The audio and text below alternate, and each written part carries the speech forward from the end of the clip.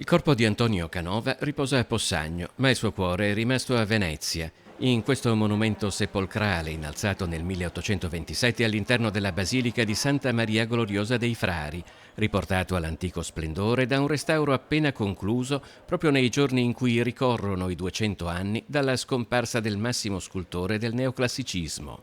L'intervento, iniziato nel giugno 2021 e concluso il 6 ottobre, non è stato facile.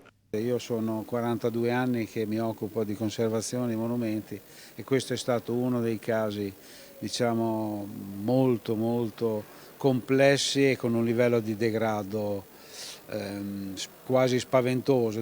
Se da un lato l'umidità e la salsedine rappresentano da sempre una combinazione letale presente a Venezia, per il cenotafio del Canova c'era anche un ulteriore problema, che risale addirittura a come i suoi migliori allievi realizzarono l'opera.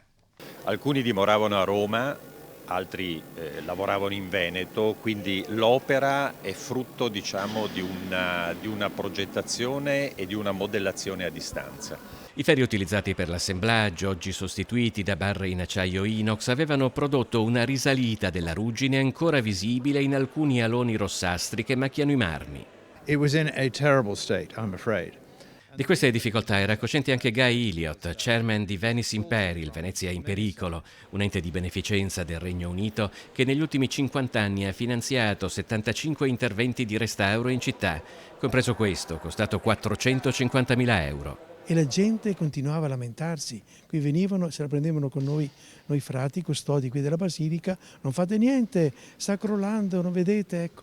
E noi dicevamo guardate stiamo facendo di tutto e siamo contenti di poterlo presentare.